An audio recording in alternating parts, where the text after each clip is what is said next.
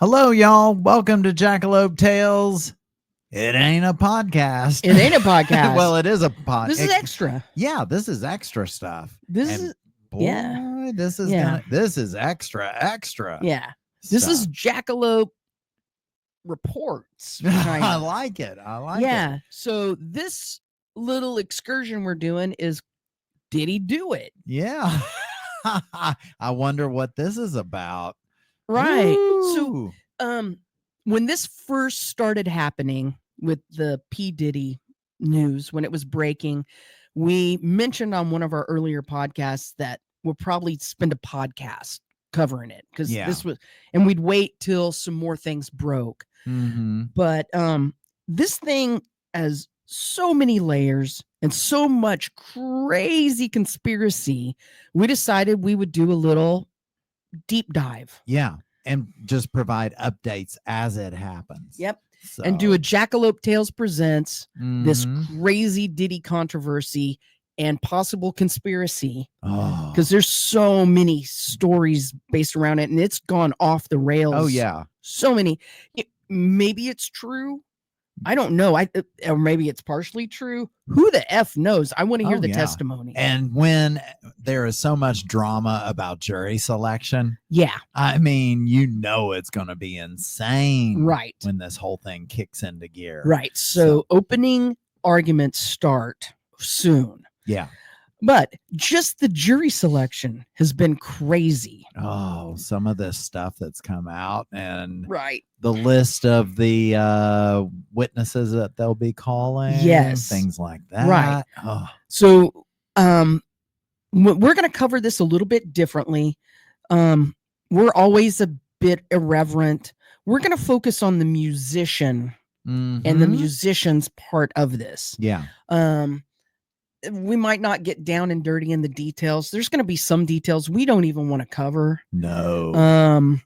I mean, if half of what we've heard and is what has been alleged is true. Yeah.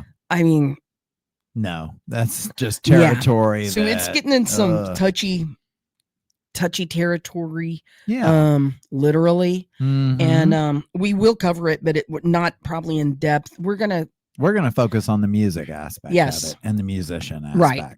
And for me, this whole thing is indicative of the music industry itself. We've been pretty loud about how the music industry is a cesspool of crap and takes advantage of people. And I feel like this is just a microcosm of a bigger problem in the music industry, how it churns people and spits them out. Yeah.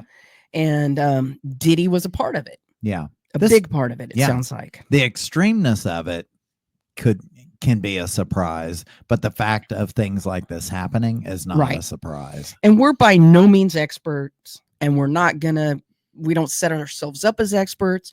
So this is going to be formatted very different from a Jackalope Tales. We're going to have guests. Yeah. And today we're going to start with our first guest. We're going to call this a sidebar where we're going to bring in guests. I'm excited. Who have a little bit more insight. Yes.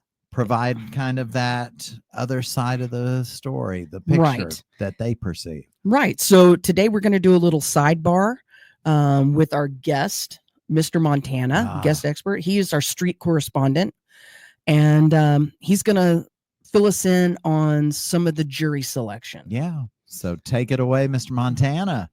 Lisa Charles, interesting excuses, to say the least. Hi, everyone. This is Mr. Montana with Keeping Your Ears to the Street motherfucking news. Legal correspondent, and I'm here to give you a breakdown on what's happening in the iconic trial of the rap mogul, P. Diddy, Puff Daddy, Mr. Take That, Mr. Can't Stop, Won't Stop trial that's going on right now. We have two jurors who have some strange excuses, to say the least. Now, I'm a man that likes to smoke. You know, I smoke everywhere I go if I could. I smoke at my mama's house, your mama's house, anybody's house if I could. in a hospital like we used to do in the 70s. But I digress. This man said that he smoked so much weed, he's on that Zaza so tough, that he can't be in the trial if he can't smoke in the jury box. Bro's on the tape. He's on the tape already. Okay, and I like to smoke just like the rest of them. Hell, I'd come in the studio with y'all and I would smoke if I could. But come on, bro. Here's a chance to get some actual justice for these people that are accusing Mr. Diddy Pop of what he's done. And already, it looks like it's a shit show and somebody shit their pants and they're out here trying to change their t-shirt. The next person is said they had the problem with the word sex. Couldn't say the word or they'd pass out in high school. I'm like, really? Oh, soft ass. You know what I'm saying? Oh, cake ass. You know what I mean? I don't understand that. Again, there's already cracks in the process. They had to take a pause. You know, this has to be so ridiculous. Here we are trying to get some justice for these people, hold this man accountable, and then already we're starting to see that people may be on the take for Mr. Diddy Puff. Puff Daddy, Daddy Pop, whatever you want to call him now. Okay? And it's some bullshit. But, as I said, I'm keeping my motherfucking ears to the street, because that's what we do. Now, you know, there's a lubricant company. Rumor is there's a lubricant company that wants P. Diddy out. Wants him out. They've taken a hit since his incarceration. They've taken a hit, lost money worldwide, but specifically from him.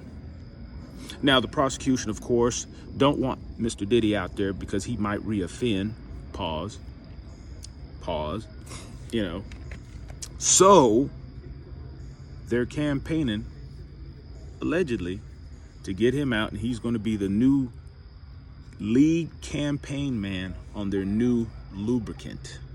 I don't even want to speculate on the name or the use, but I'll tell you what, people, I won't buy it. The jury's out on that. I'll find out. But this has been your sidebar with Mr. Montana with Keep It Real motherfucking news. Lisa, Charles, back to you in the studio. Wow, that's a lot. I mean, it's getting crazy, and I feel like this is just setting the table for more crap that's going to happen. Oh, all of the stuff, the opinions, the things, like you said, just starting this trial. It's a circus, and it's going to get more circusy, and I mean, Circus Soleil, right? On a whole nother level. If it's just this in the first week of the trial, and actually, it's not even the trial yet, the jury selection, and all of this has happened. Yeah, it's going to be crazy. Oh, there's going to be so much that we couldn't make one podcast out of all this information that's going to come out. Right. So we're figuring, this might change up a little bit as we go because we don't know what's going to transpire in the trial. Right. So we might have to change this up a little bit. But right now we're thinking that it's going to be an 8-week trial. That's what the prediction is.